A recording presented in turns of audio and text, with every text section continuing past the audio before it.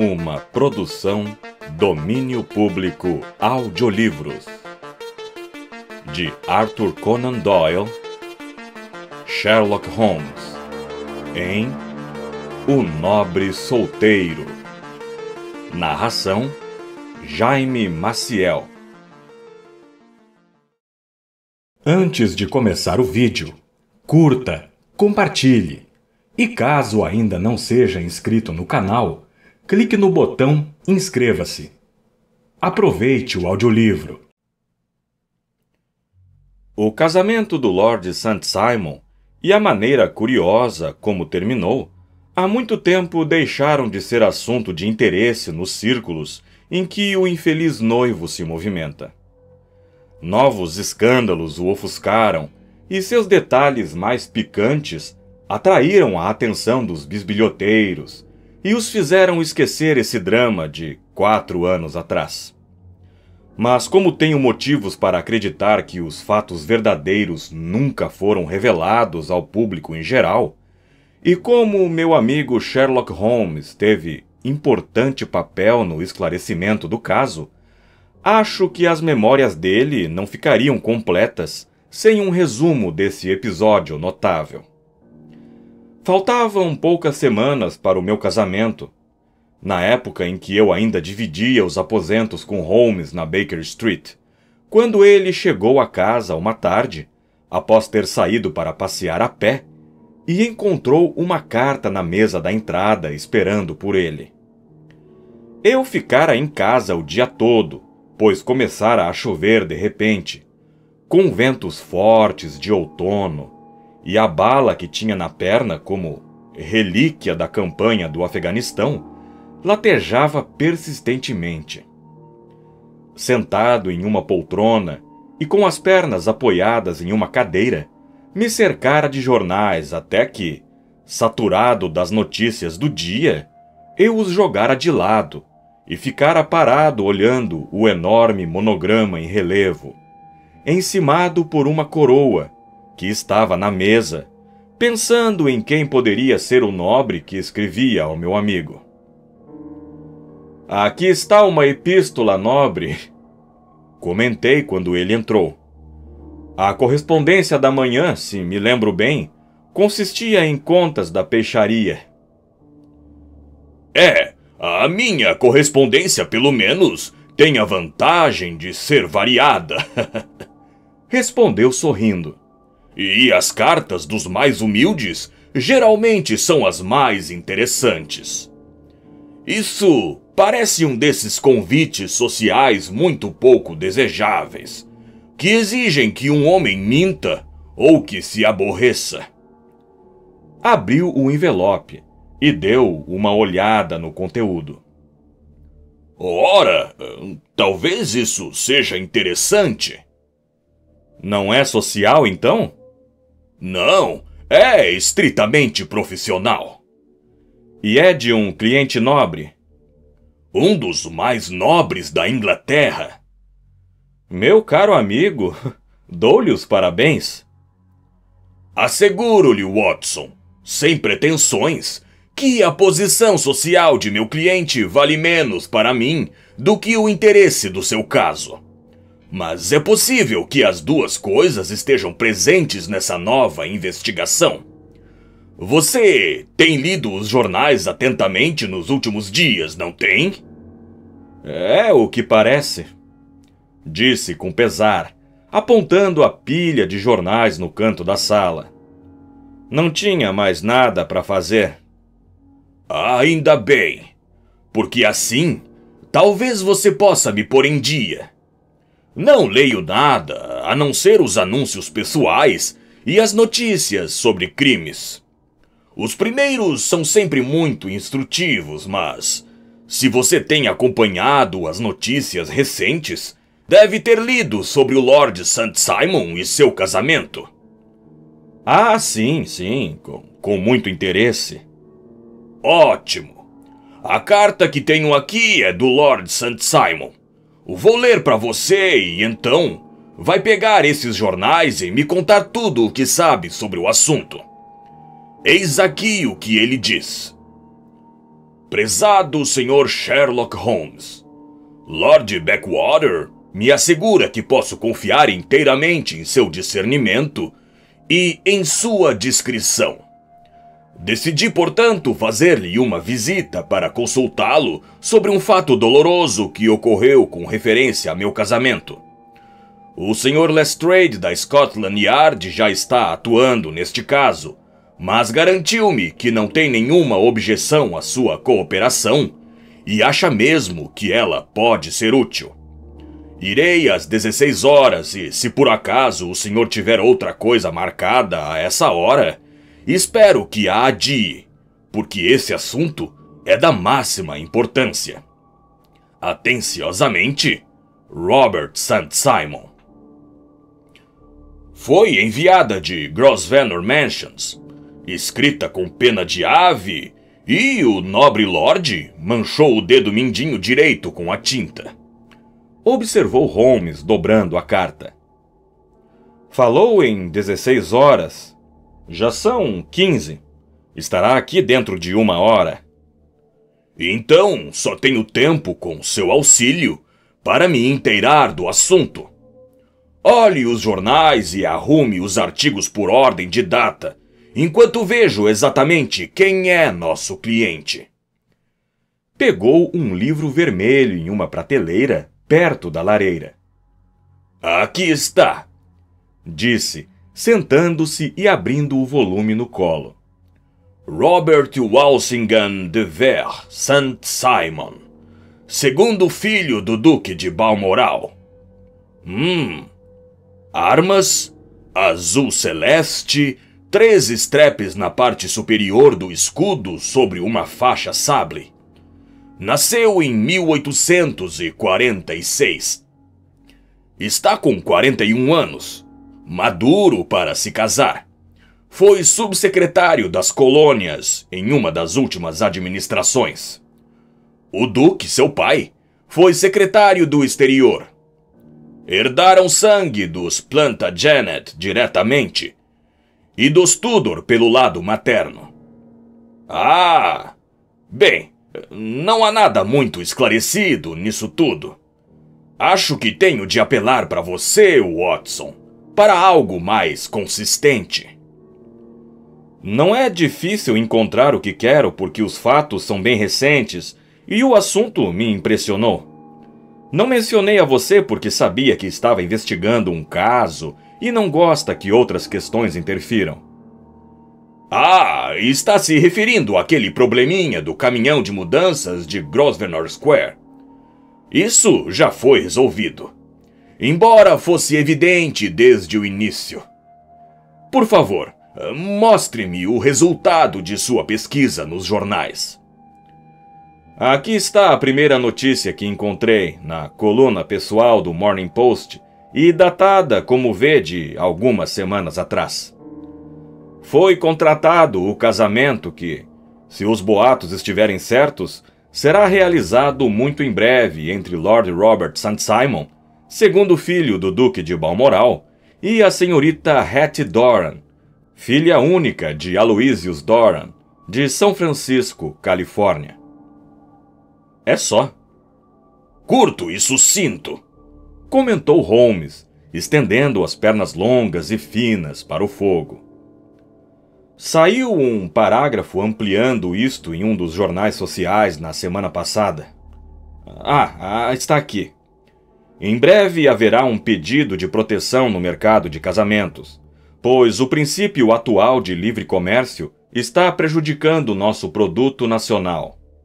Uma por uma, a direção das casas nobres da Grã-Bretanha está passando para as mãos de nossas lindas primas do outro lado do Atlântico. Na semana passada, houve mais um acréscimo à lista de prêmios que foram arrebatados por essas encantadoras invasoras. Lord St. Simon, que demonstrou durante mais de 20 anos ser imune às setas do pequeno Deus, anunciou definitivamente seu próprio casamento com a senhorita Hattie Doran, a fascinante filha de um milionário da Califórnia. A senhorita Doran, cuja figura graciosa e rosto impressionante atraíram muita atenção nas festividades de Westbury House, é filha única, e dizem que seu dote será superior a 1 milhão, com mais expectativas no futuro.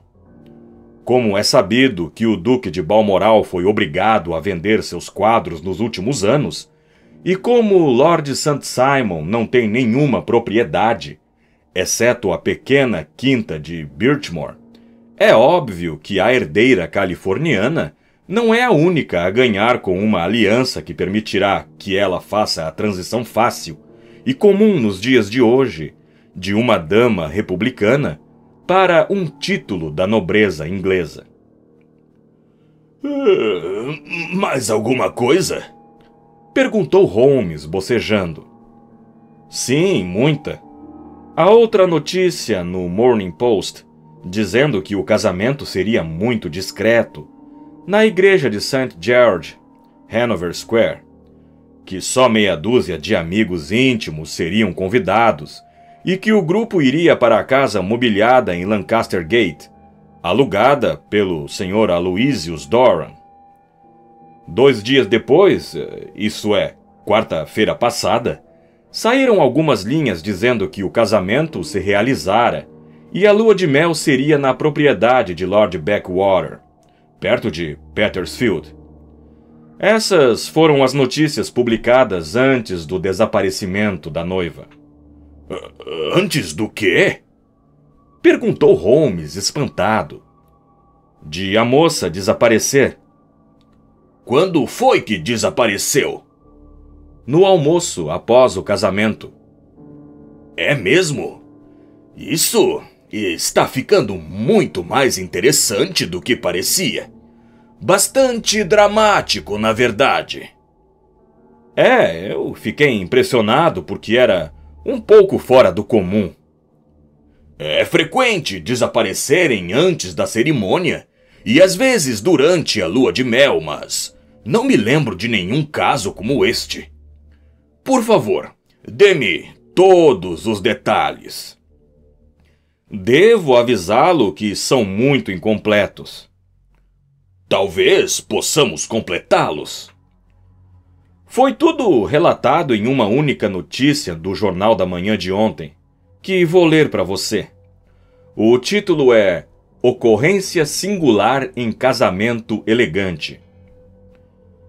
A família de Lord Robert St. Simon está profundamente consternada com os episódios estranhos e dolorosos que ocorreram em relação a seu casamento.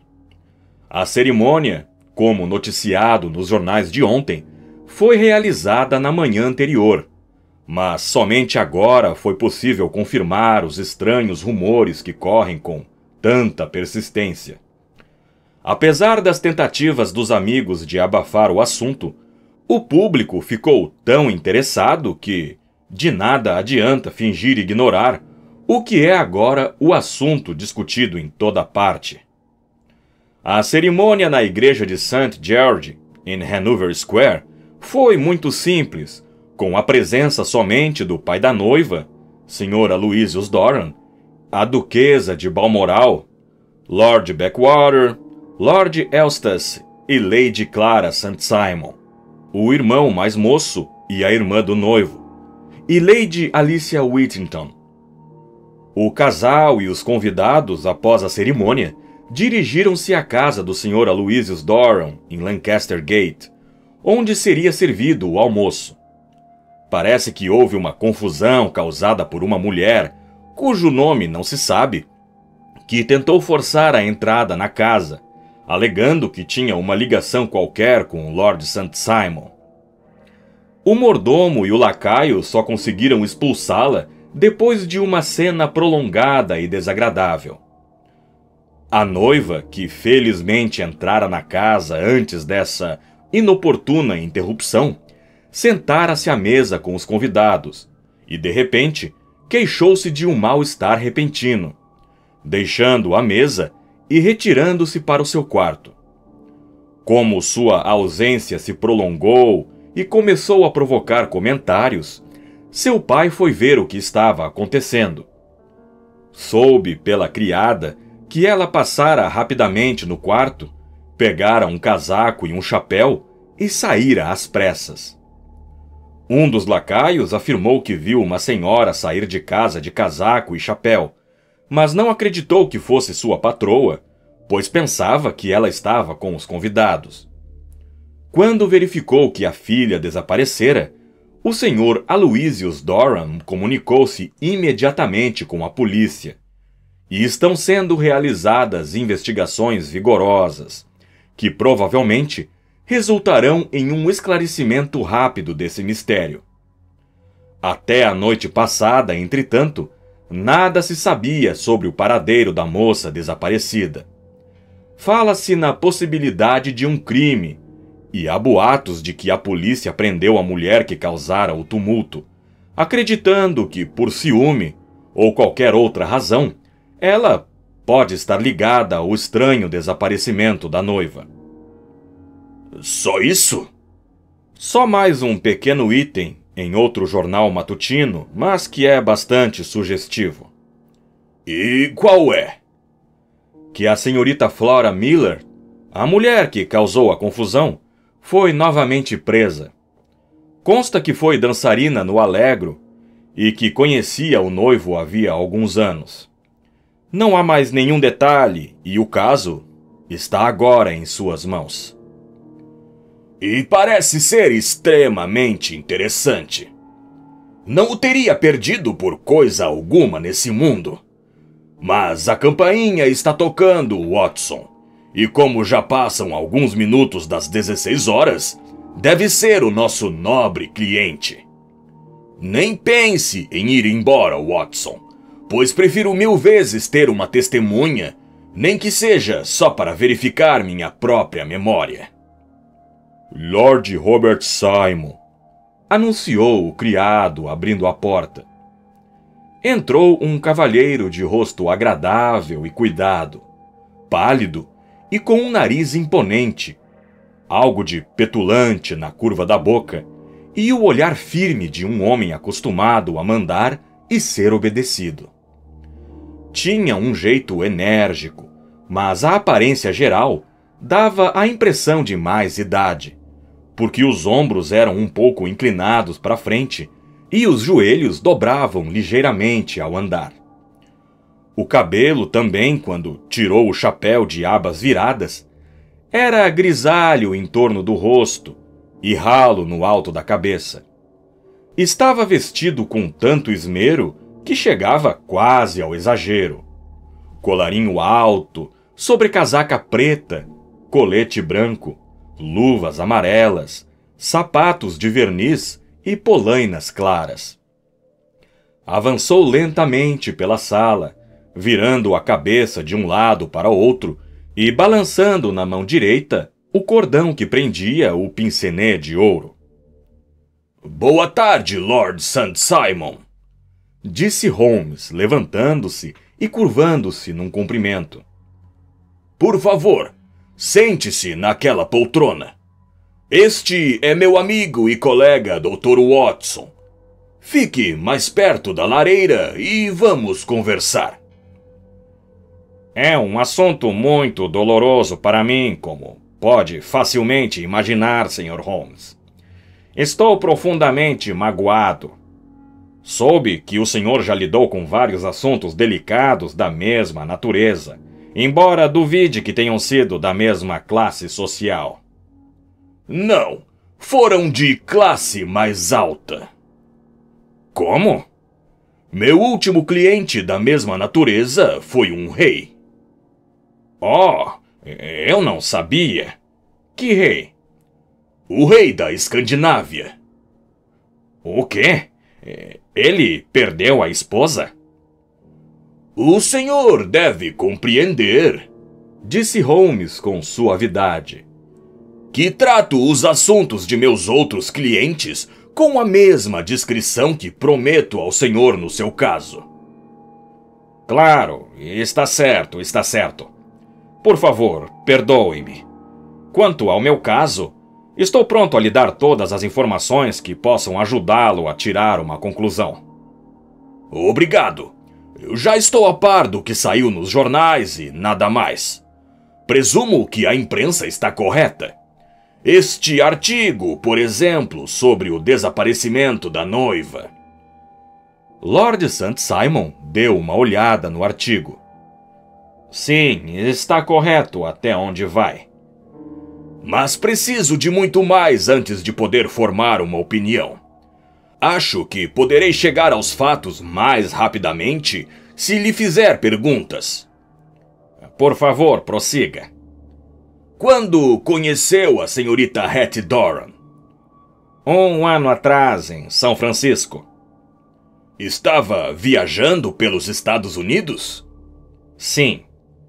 Ficou noivo, então? Não. Mas ficaram amigos? Achava sua companhia divertida e ela sabia disso.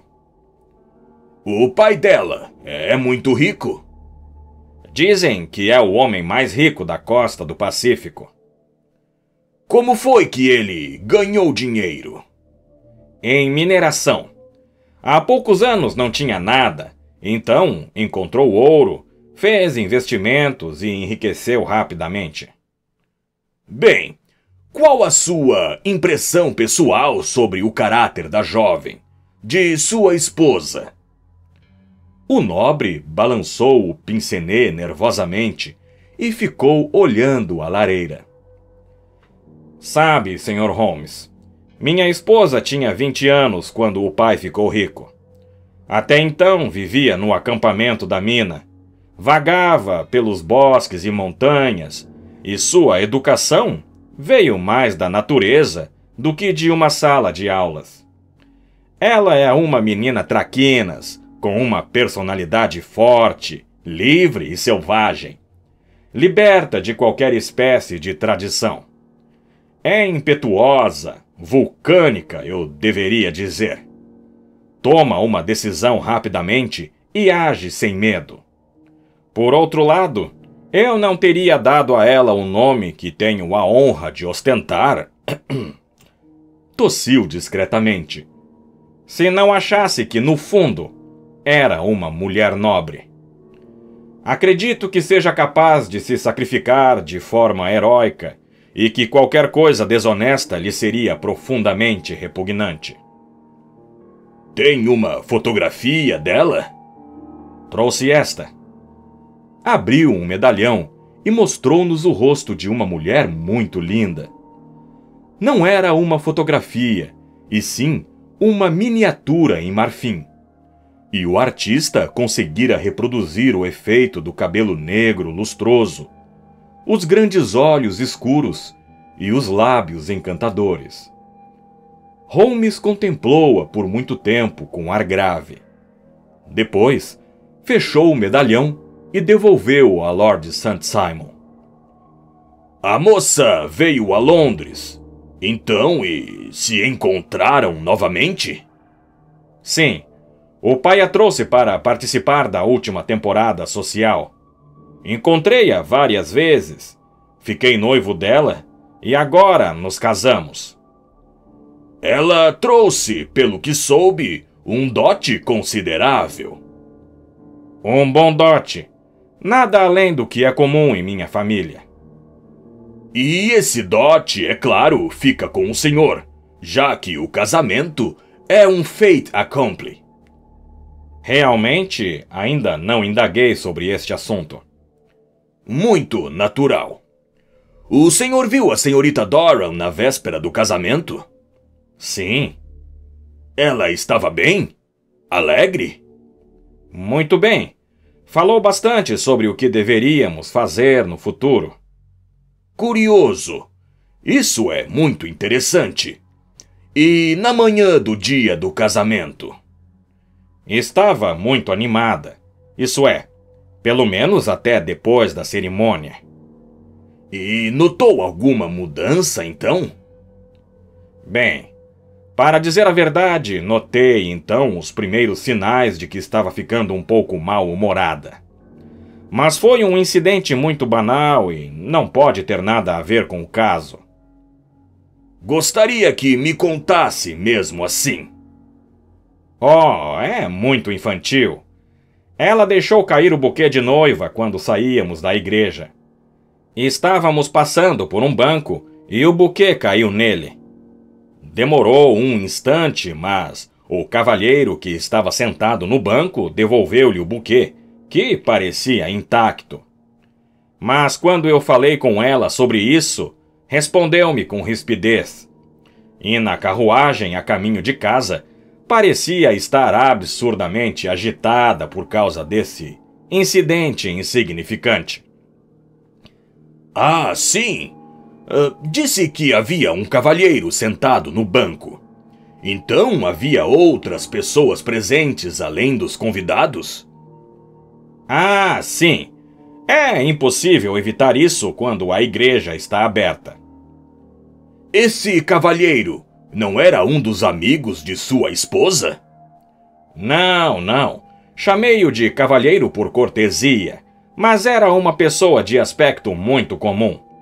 Não reparei muito nele, mas realmente acho que estamos nos desviando do assunto.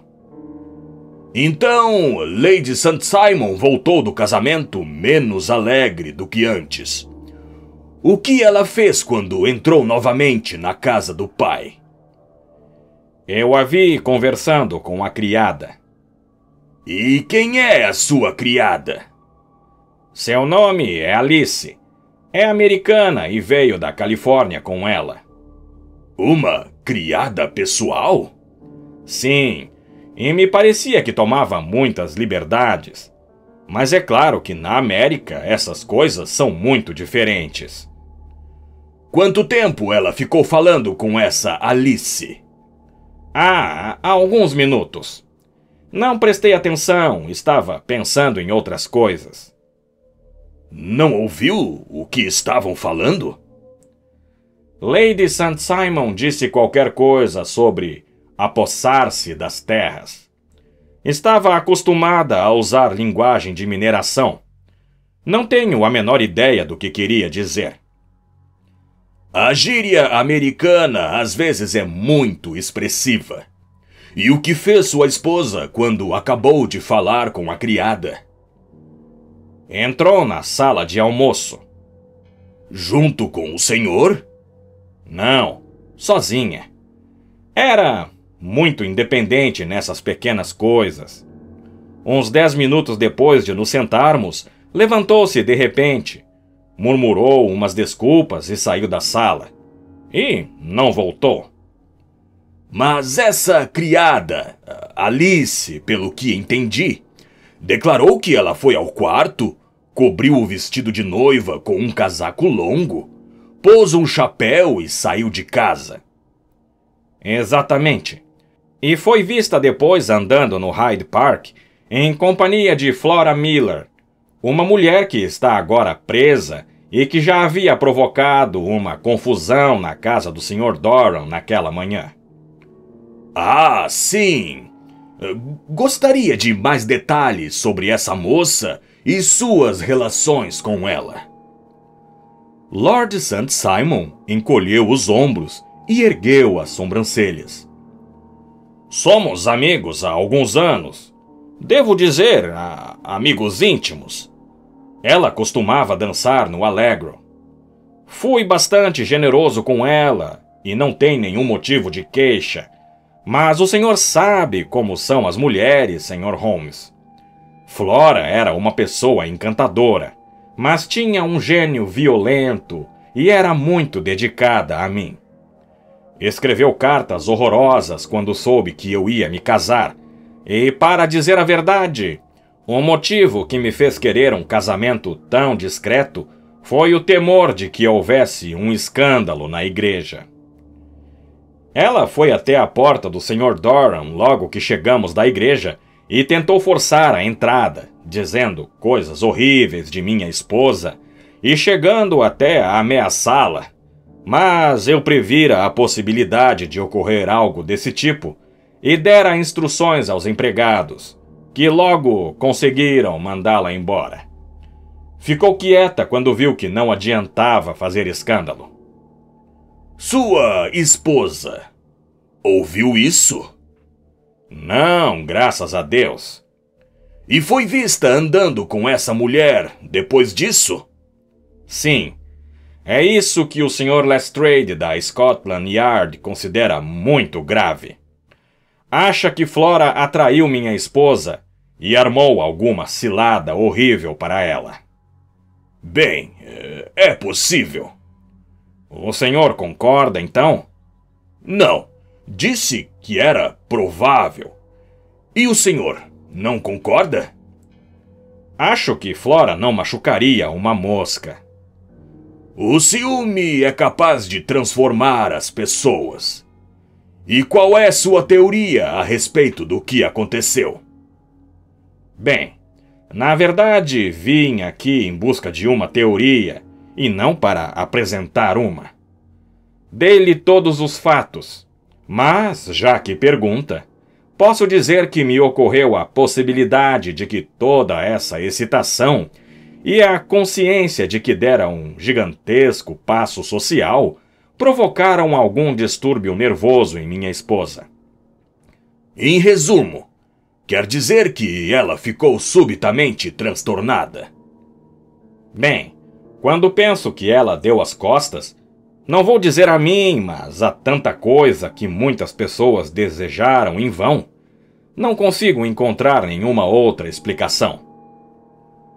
Essa também não deixa de ser uma hipótese, disse Holmes sorrindo. E agora, Lord St. Simon, creio que tenho quase todos os fatos. Posso perguntar se, quando estavam sentados à mesa, podiam ver pela janela? Podíamos ver o outro lado da rua e o parque. Muito bem. Creio que não é preciso detê-lo por mais tempo. Entrarei em contato com o senhor.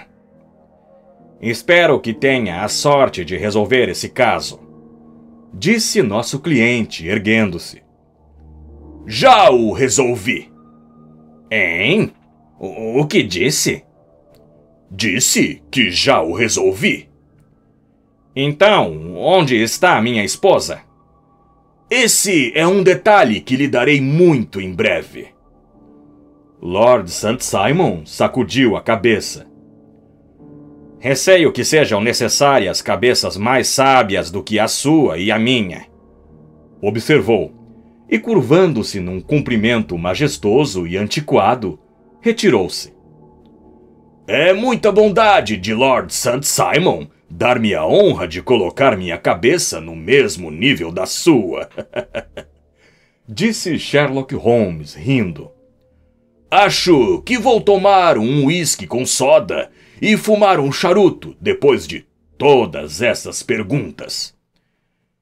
Eu já havia chegado às minhas conclusões sobre este caso antes de nosso cliente entrar nessa sala. Meu caro Holmes, tenho anotações sobre vários casos semelhantes, embora nenhum fosse tão rápido como já observei. Esse exame todo serviu para transformar minha hipótese em certeza. Provas circunstanciais são às vezes muito convincentes, como quando você encontra uma truta no leite, para citar o exemplo de Thoriot. Mas eu ouvi tudo o que você ouviu. Mas sem ter o conhecimento de casos anteriores que tanto me ajuda. Houve um caso semelhante em Aberdeen, alguns anos atrás, e algo com características muito parecidas em Munique, um ano depois da Guerra Franco-Prussiana. É um desses casos. Mas veja, aí vem Lestrade. Boa tarde, Lestrade. Pegue um copo no aparador e há charutos naquela caixa. O detetive oficial usava uma jaqueta grossa e uma echarpe que lhe davam, decididamente, uma aparência náutica, e carregava uma sacola de lona preta. Com um ligeiro comprimento de cabeça, sentou-se e acendeu o charuto que lhe fora oferecido. O que está acontecendo? Perguntou Holmes com os olhos brilhando. Não me parece muito contente. E não estou. É esse caso infernal do casamento St. Simon. Não tem pé nem cabeça. Realmente, você me surpreende. Quem já ouviu uma história tão confusa? Todos os indícios escapam por entre meus dedos. Trabalhei nisso o dia todo. E parece que se molhou muito, disse Holmes, pondo a mão na manga da jaqueta. E estávamos dragando o rio Serpentine. Deus do céu! Pra quê? Em busca do corpo de Lady St. Simon. Sherlock Holmes recostou-se na poltrona e deu uma gargalhada.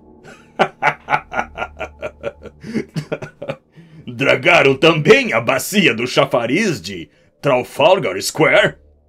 Perguntou, ainda rindo. Por quê? O que quer dizer com isso?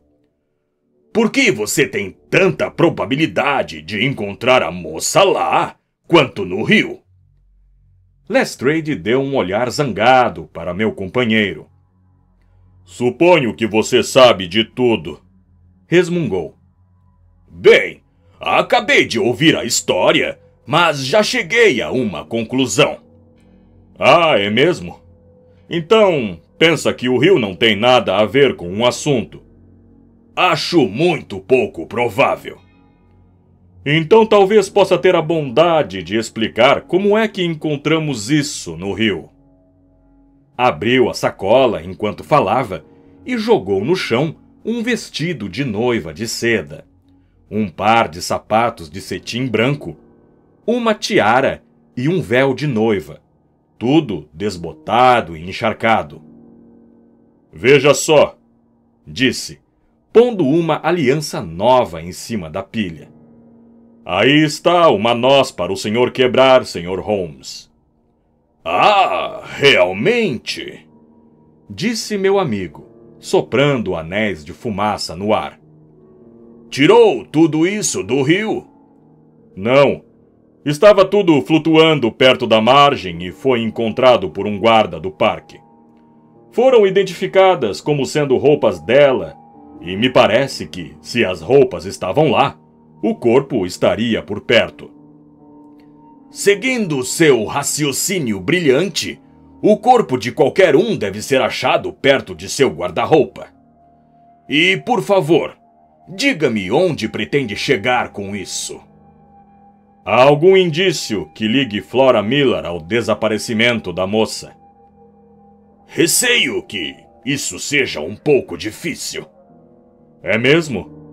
Exclamou Lestrade com aspereza. E eu receio, Sr. Holmes, que não seja muito prático em suas deduções e suas hipóteses. Já cometeu 2 erros em 2 minutos. Este vestido compromete a senhorita Flora Miller. Como? Há um bolso no vestido. No bolso há uma carteira. Nessa carteira há um bilhete. E aqui está o bilhete. Bateu com o papel na mesa à sua frente. Ouça isso. Você me verá quando tudo estiver pronto. Venha imediatamente. F.H.M. A minha teoria desde o início era de que Lady St. Simon foi atraída por um ardil de Flora Miller e que esta, sem dúvida, com cúmplices, é responsável pelo seu desaparecimento. Aqui, assinado com suas iniciais, está o bilhete que, sem dúvida, foi enfiado sorrateiramente em sua mão enquanto estava na porta e que a levou a se aproximar deles. Muito bem, Lestrade, disse Holmes com um sorriso. Você realmente está indo muito bem. Deixe-me ver. Pegou o papel com displicência, mas logo ficou alerta e soltou um agito de satisfação. Isso é realmente importante, disse. Ah, acha mesmo? Muito. Dou-lhe os parabéns. Lestrade ficou de pé e se inclinou para olhar, triunfante. Mas veja só, exclamou. Está olhando o lado errado. Pelo contrário, este é o lado certo. O lado certo? Está louco! É aqui que está o bilhete, escrito a lápis, deste lado. E do outro é o que parece ser um pedaço de uma conta de hotel, que me interessa bastante. Não tem nada de interessante nisso. Já olhei antes, disse Lestrade. 4 de outubro. Quarto, 8 shillings. Café da manhã, 2 shillings e 6 pence. Coquetel, 1 shilling. Almoço, 2 shillings e 6 pence. Copo de xerez, 8 pence. Não vejo nada de importante nisso. Provavelmente não, mas é muito importante assim mesmo. Quanto ao bilhete, também é importante, ou ao menos as iniciais o são, de modo que lhe dou parabéns mais uma vez. Já perdi tempo demais, disse Lestrade de pé. Acredito no trabalho e não em ficar sentado diante da lareira elaborando lindas teorias. Uma boa tarde para o senhor, Holmes.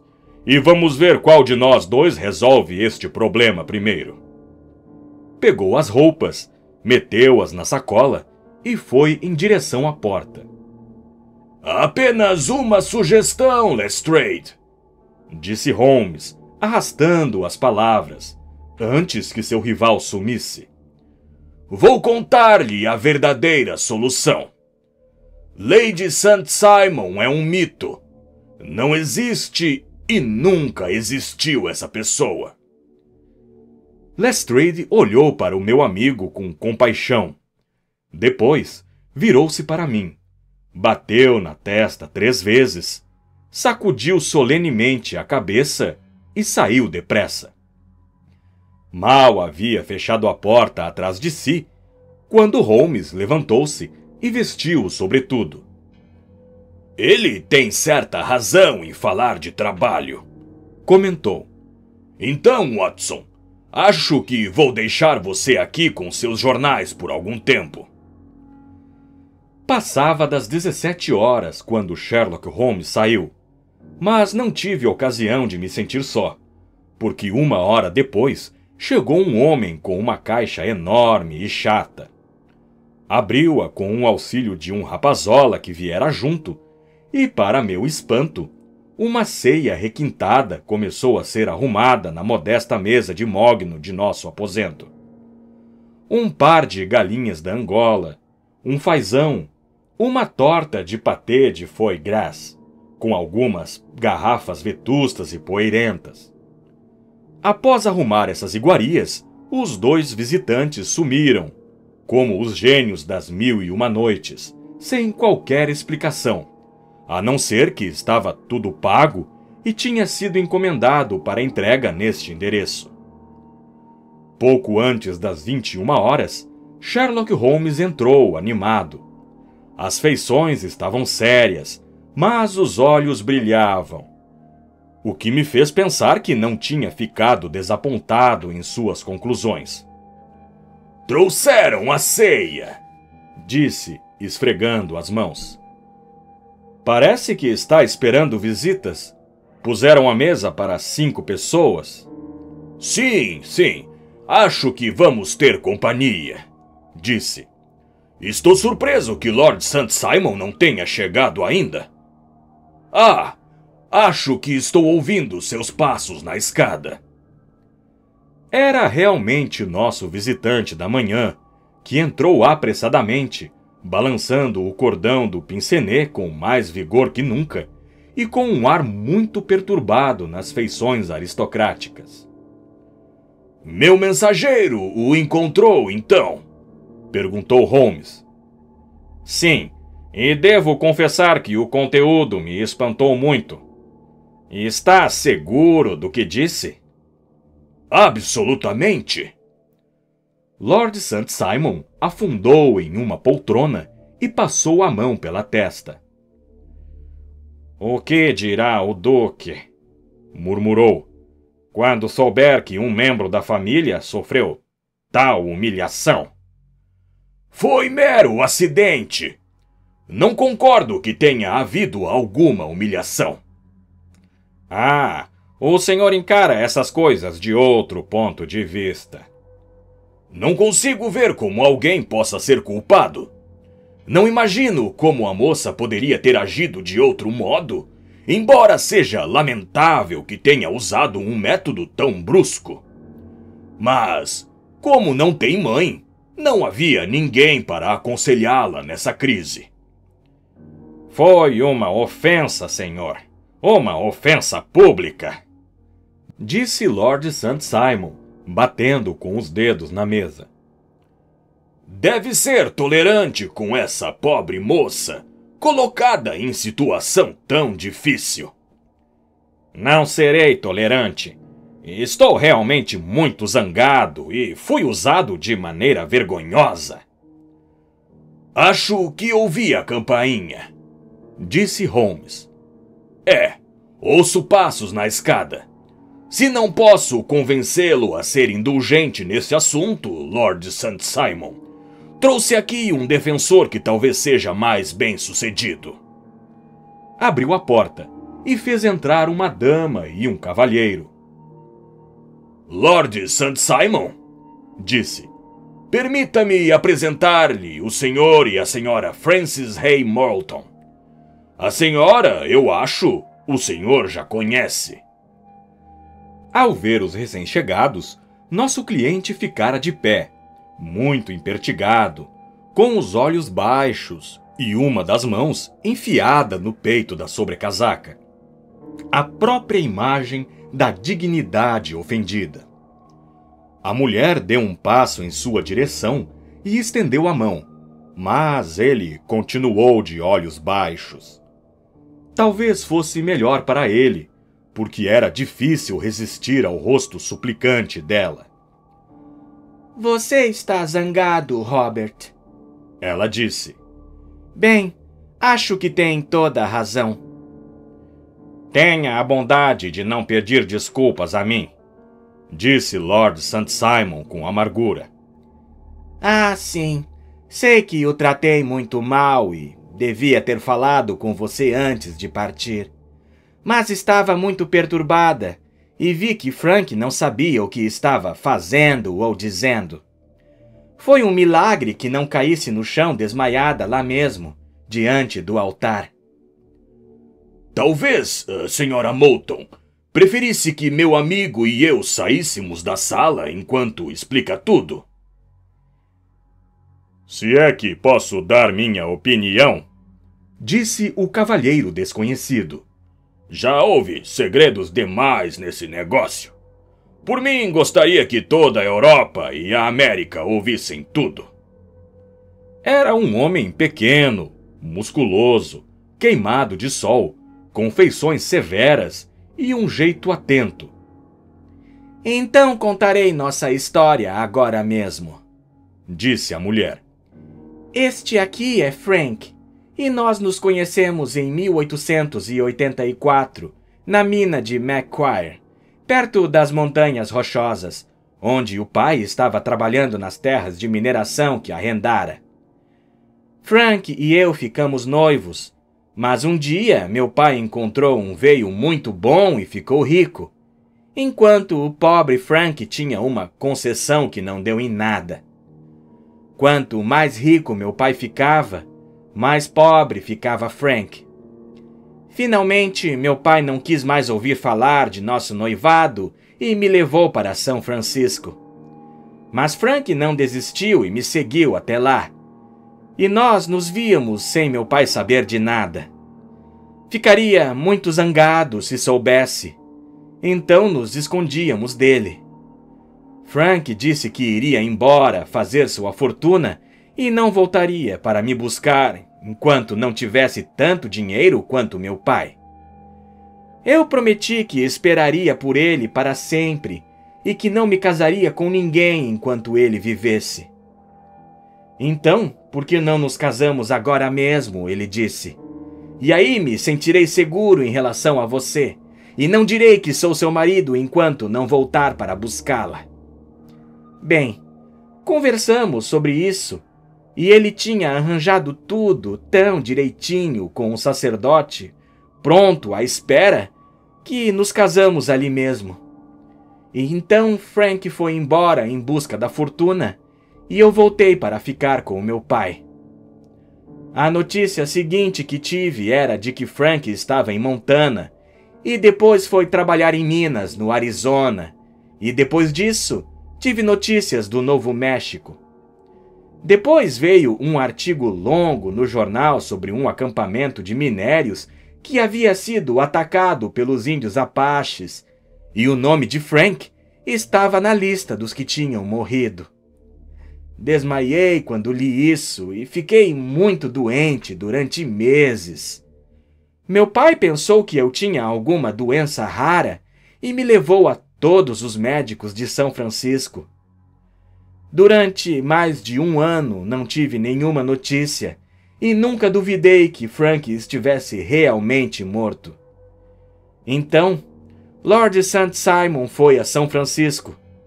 Nós viemos a Londres e arranjaram esse casamento.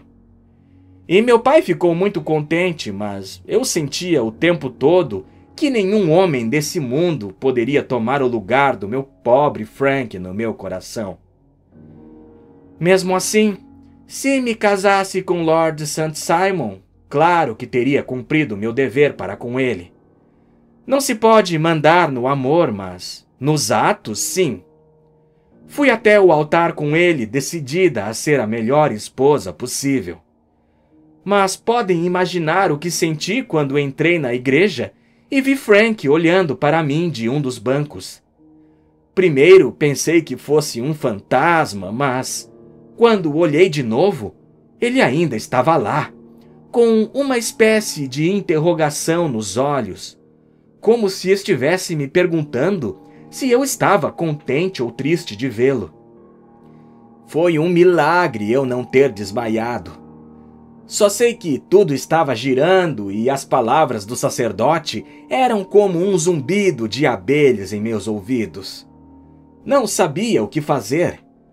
Deveria interromper a cerimônia e fazer uma cena na igreja? Olhei novamente para ele e parecia que sabia o que eu estava pensando, porque pôs um dedo nos lábios, fazendo sinal de silêncio.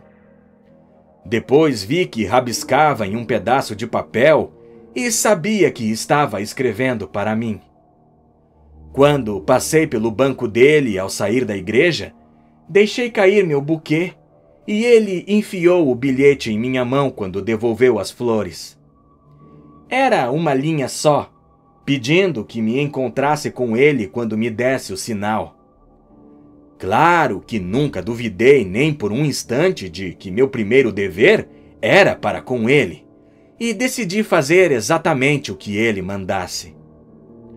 Quando voltei para casa, contei à minha criada o que acontecera na Califórnia e sempre gostara muito dele. Mandei que não dissesse nada a ninguém, mas que embrulhasse umas roupas e deixasse prontos meu casaco e o chapéu. Não sei se devia ter falado com o Lord St. Simon, mas era extremamente difícil diante de sua mãe e de todos os convidados ilustres. Resolvi fugir e explicar tudo depois. Não fiquei sentada nem 10 minutos à mesa quando vi Frank pela janela do outro lado da rua. Fez sinal para mim e começou a andar em direção ao parque. Fui até o quarto, vesti o casaco e fui atrás dele. Uma mulher veio atrás de mim, falando qualquer coisa sobre Lord St. Simon. Parece, pelo pouco que ouvi, que ele tinha um segredo também antes do casamento. Mas consegui me livrar dela e logo alcancei Frank. Tomamos um carro juntos e fomos para um quarto que ele alugara em Gordon Square. E esse foi meu verdadeiro casamento depois de todos esses anos de espera. Frank ficara como prisioneiro dos Apaches e fugira. Foi para São Francisco, descobriu que eu o considerava morto e tinha ido para a Inglaterra. Seguiu-me até aqui e me encontrou na manhã do meu casamento. Vi o jornal, explicou o americano. Dava o nome dela e a igreja, mas não dizia onde ela morava. Então conversamos sobre o que deveríamos fazer e Frank era a favor de contar tudo, mas eu estava tão envergonhada que só queria desaparecer e nunca mais ver nenhum deles. Só mandar um bilhete para meu pai para dizer que estava viva. Era horrível para mim pensar em todos aqueles lords e ladies sentados em volta da mesa de almoço esperando que eu voltasse. Então, Frank pegou minhas roupas e tudo, fez um pacote e, para que não servisse de pista, jogou em algum lugar onde ninguém iria encontrá-lo.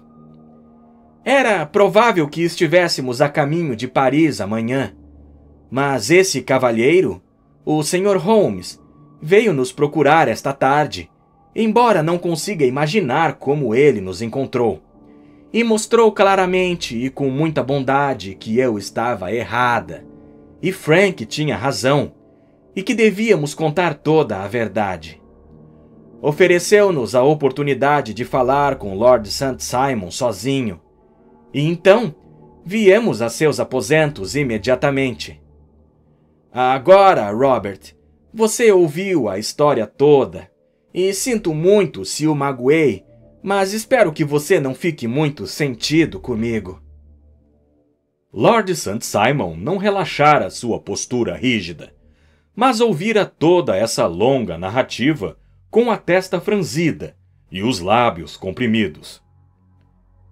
Perdoe-me, disse, mas não é meu costume discutir assuntos íntimos em público. Então não vai me perdoar? Não vai apertar minha mão antes que eu vá embora? Oh, claro, se isso lhe dá prazer. Estendeu a mão e apertou friamente a mão que ela lhe estendeu. Esperava, sugeriu Holmes, que nos acompanhasse em uma pequena ceia. Acho que está pedindo demais, respondeu o nobre. Posso ser obrigado a aceitar esses últimos acontecimentos, mas não devem esperar que os comemore. Acho que, com sua permissão, vou me retirar agora, desejando a todos uma boa noite. Incluiu todos nós num rápido cumprimento de cabeça e saiu da sala. Então espero que pelo menos o casal me honre com sua companhia, disse Sherlock Holmes. É sempre um prazer conhecer um americano, Sr. Malton, pois sou um dos que acreditam que a loucura de um monarca e a idiotice de um ministro em anos passados não evitarão que nossos filhos sejam algum dia cidadãos do mesmo país, sob uma bandeira que será uma combinação da inglesa e da americana. Esse caso foi bem interessante, comentou Holmes, depois que os visitantes saíram. Serve para demonstrar claramente que a explicação de um mistério pode ser muito simples, mesmo quando de início pareça inexplicável. Nada podia ser mais inexplicável. Nada podia ser mais natural que a sequência de acontecimentos de acordo com a narração dessa senhora. E nada mais estranho que o resultado quando visto, por exemplo, pelo Sr. Lestrade da Scotland Yard. Você não estava errado, então? Desde o início, dois fatos eram muito óbvios para mim. Um era que a moça estava disposta a se submeter à cerimônia de casamento. O outro, que se arrependera disso poucos minutos depois de voltar para casa. É evidente que alguma coisa tinha acontecido durante a manhã para fazê-la mudar de ideia. O que poderia ter sido? Não poderia ter falado com ninguém quando estava fora de casa, porque estava junto com o noivo. Então, teria visto alguém?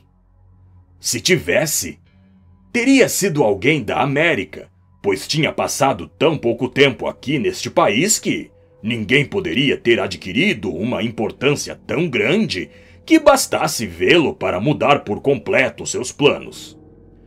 Veja que já chegamos, por um processo de exclusão, à ideia de que ela deveria ter visto um americano.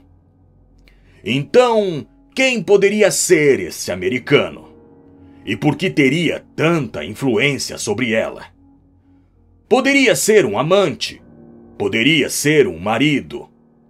Eu sabia que sua juventude fora passada em lugares rústicos e em condições estranhas. Já havia chegado a esse ponto antes de ouvir a narrativa de Lord St. Simon.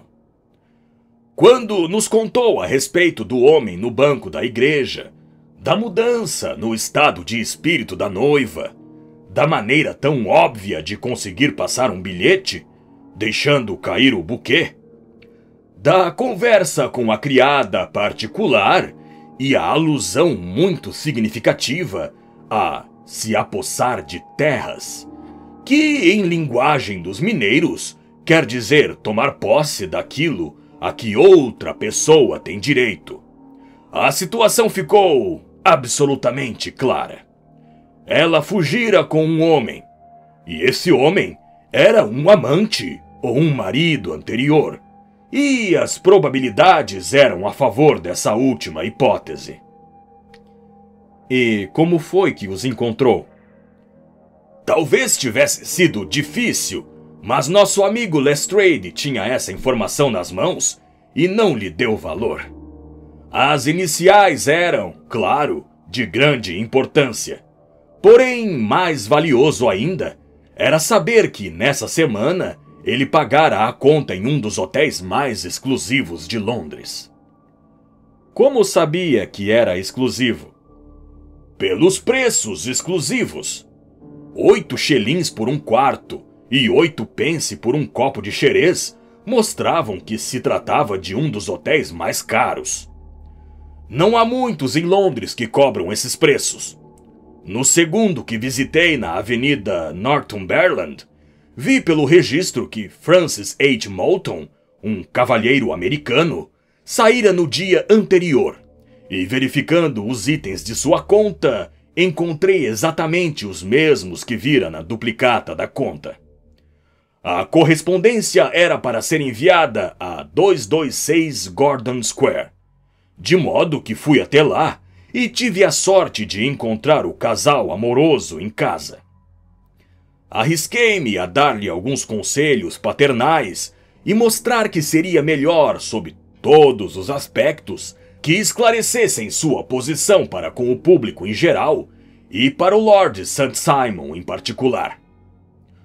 Convidei-os a se encontrarem com ele aqui e, como viu, obriguei-o a comparecer.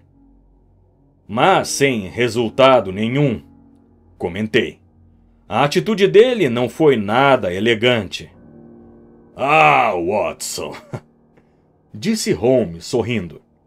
Talvez você também não fosse nada elegante se, depois de todo o trabalho de fazer a corte e se casar, você fosse privado, ao mesmo tempo de sua esposa e de uma fortuna.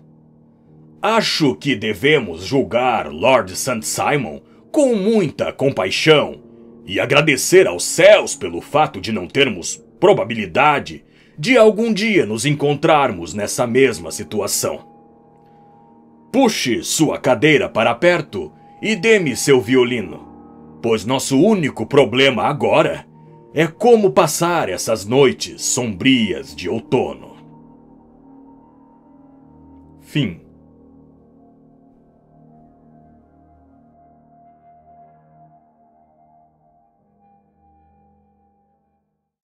Gostaria de agradecer aos novos membros do canal: Leonilzo Duarte, Jonas, Mirlene Evangelista, Vanessa, a Senhora Burton, Cris, Michele Serpa, Armando Ribeiro, Ivonete de Santana, William Dinelli e Jamário Nascimento. Obrigado por ajudarem a manter o canal no ar. Você já pensou em se tornar membro do canal? Fazendo isso, você estará ajudando o canal a crescer e alcançar mais pessoas apaixonadas por audiolivros.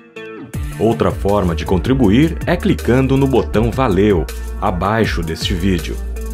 Você pode nos ajudar com qualquer valor e contribuir diretamente para a melhoria do canal.